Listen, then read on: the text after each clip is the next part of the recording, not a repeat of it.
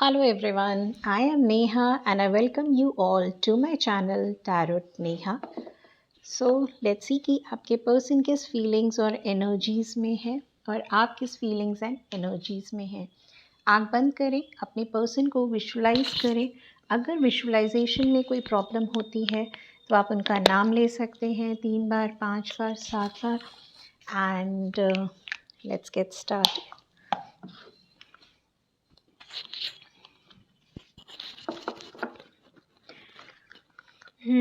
Double tap to connect with the cards.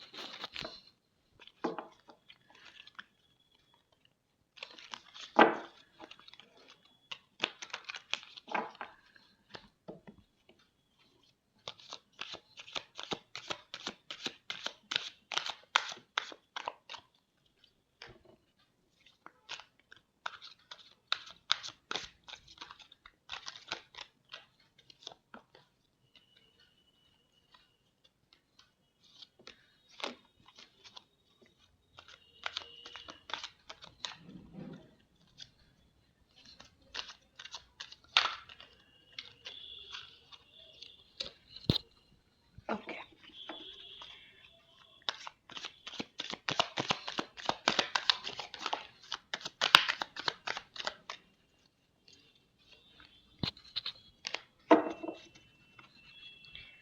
Okay, bottom of the deck is Page of Pentacles, Moon. तो इसका मतलब ये है कि आप अपनी लाइफ में किसी न्यू पर्सन का सोच रहे हैं कि कोई न्यू पर्सन आए, क्योंकि समवेयर ट्रस्ट इश्यूज आपके पर्सन के साथ आपके हैं। Okay, so let's get started. पहले आपकी साइड से रीडिंग स्टार्ट करते हैं। ओके,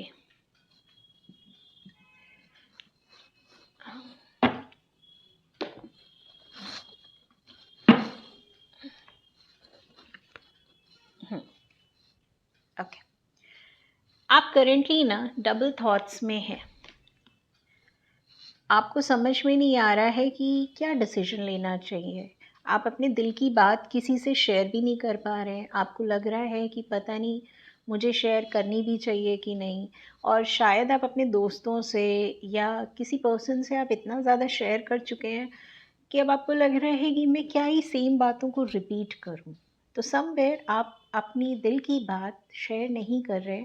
आपके अंदर जो भी चल रहा है वो आप अपने तक ही रख रहे हैं। अगर मैं बात करूं आपकी फीलिंग्स की, आपके पर्सन को लेके, भाई प्यार तो है, डेफिनेटली है।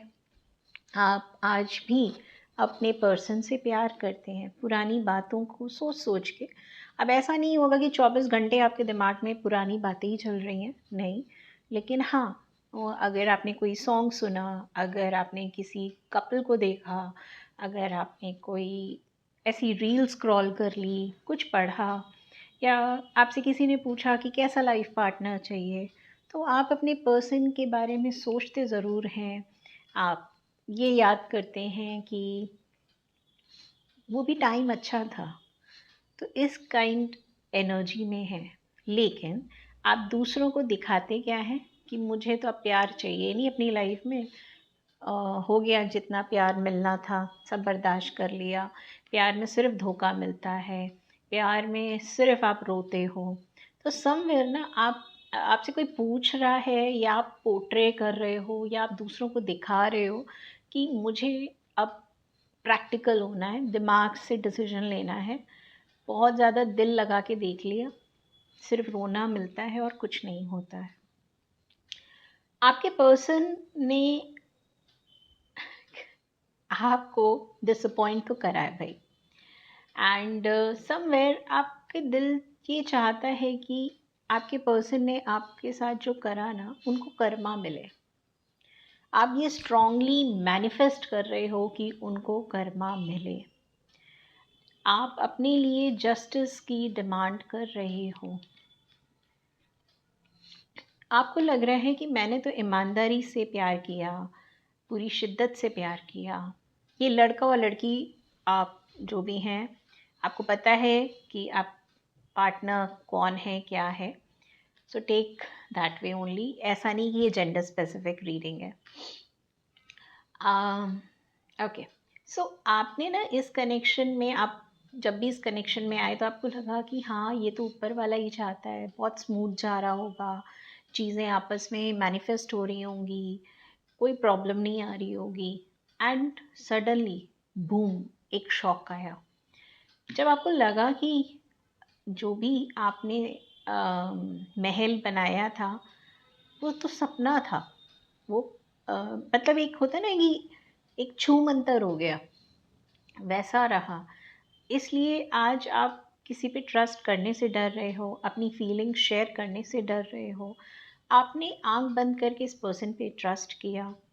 आपको ऐसा लगा कि मतलब जो प्रॉमिसेस करे थे वो क्या सिर्फ ऐसी ही बातें थी। मतलब ये इंसान क्या सबसे सेम बातें करता है, सेम ही बातें बोल रहा होता है। तो आपको ना वो अभी भी यकीन नहीं हो पा रहा है। आप इस थॉट प्रोसेस में हो, क्या मुझे इस कनेक्शन में रुकना चाहिए या मुझे आगे बढ़ जाना चाहिए। आपने एक हद तक इस कनेक्शन को बैलेंस करा है। आपको लगा कि चलो पेशेंस रखते हैं, थोड़ा बैलेंस करते हैं, चीज़ें वर्कआउट हो जाएंगी। लेकिन आप बहुत खाली होते चले गए। ऐसा था कि आपके पर्सन आते थे आपकी लाइफ में, आपसे प्यार लेते थे और फिर चले जाते थे। तो आप, भाई हमारे पास अगर जैसे हम लोगों ने सबने स्कूल में करा है ना कि आपके पास 10 टॉफ़ीज़ हैं, आपने 4 अपने फ्रेंड को दे दी, तो आपके पास कितनी बची। ऐसे करते करते आपने 10 चॉकलेट्स टॉफ़ीज़ ना अपने पर्सन को दे दी। अब आप बहुत खालीपन फील कर रहे हो क्योंकि आपके पर्सन ने आपको प्रॉपरली दिया नहीं है। कोई भी रिलेशनशिप में इक्वल गिव एंड टेक होता है। सो आप ना, मतलब आपने हमेशा गिविंग नेचर में रहे हो, इतना गिविंग नेचर में रहे हो कि अब आप बहुत ज़्यादा ऐसे हो गए हो कि ये सब फालतू बातें हैं। प्यार मुद्दे की बात बताओ। इफ़ बिजनेस करते हैं कि if I am offering you stability, loyalty, what are you going to offer me. तो समवेयर आपका ना अभी ये हो गया है, ठीक है, अगर रिलेशनशिप चाहिए तो बताओ कि when are we getting engaged, when are we getting married. अगर ये क्लियर है देन ओनली हम आगे रिलेशनशिप पे बात करेंगे। तो समवेयर अब आप बहुत ज़्यादा लॉजिकल हो गए हो। वहीं पे आपके पर्सन की एनर्जीज, आपके पर्सन के अंदर तो इस समय स्ट्रेंथ ही नहीं है कि आपको फेस करें। उन्हें पता है कि चीज़ें ख़राब हो गई हैं, बट वो एक होता है ना कि मैं क्या कर सकता हूँ, मैं क्या ही कर पाऊँगा। विक्टिम कार्ड, चाहे ये लड़का है या लड़की है, victim card it could be. बहुत सारे लोगों के लिए या तो आप एक किसी मैरिड पर्सन से डील कर रहे हो, या आपके पर्सन ने आपसे मैरिज के लिए प्रॉमिस करा था बट चीज़ें वर्कआउट नहीं हुई। और यहाँ पे जो लोग ऑलरेडी मैरिड हैं विद देयर पर्सन, तो उनके पर्सन का किसी और के साथ रिलेशनशिप हो गया, and that too a serious relationship जहाँ पे it's more like a marriage only. ऐसा रिलेशनशिप हो गया। अब आपके पर्सन का हो गया है कि मुझे, I can't offer you stability. I know मैंने प्रोमिस करे थे, मैंने अपने लड़कपन में कर लिए, उस समय हम बच्चे थे, आप उसको भूल जाओ एक नादानी समझ के, एंड हमें अपनी लाइफ में फोकस करना चाहिए। तो आपके पर्सन के माइंडसेट में ये चल रहा है करेंटली। ये जहाँ भी मतलब है, जिस भी सिचुएशन में, अगर आपसे मैरिड हैं तो भी आपके साथ स्टक फील कर रहे हैं, अगर आपके साथ ये डिस्टेंस पे हैं तो जहाँ पे भी हैं ये स्टक फील कर रहे हैं, और ये स्टकनेस इनके माइंड में है क्योंकि इनको कोई रास्ता ही नहीं दिख रहा है। हर बार चीज़ें होती होंगी कि ये पर्सन आपको अपने अकॉर्डिंग जैसे मोल्ड कर लेता था, क्योंकि आप प्यार में थे, आप आराम से इजीली मोल्ड हो जाते थे। नाउ अब ये पर्सन आपको मोल्ड नहीं कर पा रहे हैं। इनको ऐसा लग रहा है कि अब ना आप वो लविंग, वो केयरिंग एटीट्यूड में हो ही नहीं, तो इट्स नॉट ईजी। तो इसलिए करेंटली आप दोनों के बीच में कम्युनिकेशन नहीं होगा, और अगर जिन लोगों का हो भी रहा होगा ना तो बहुत लिमिटेड, बहुत कम लोगों का हो रहा होगा कम्युनिकेशन। अगर आप ऑलरेडी हैं, मैरिड हैं, तो ऑब्वियसली हो रहा होगा, थोड़ा बहुत हो रहा होगा, बेसिक चीज़ें पूछना, बिकॉज आप दोनों एक प्रॉपर जुड़ाव फील ही नहीं कर रहे हैं। आप जिस भी पर्सन को ध्यान में रख के रीडिंग देख रहे थे उस पर्सन के साथ आपका कम्युनिकेशन बहुत ही लिमिटेड या ना के बराबर या एकदम ही बंद, वैसे कार्ड्स हैं ये। आपके पर्सन आप पे अभी उनको ऐसा लग रहा है कि आप उनकी बातों में नहीं आ पा रहे हो। अब वो क्या करें, क्या ऐसा बोलें।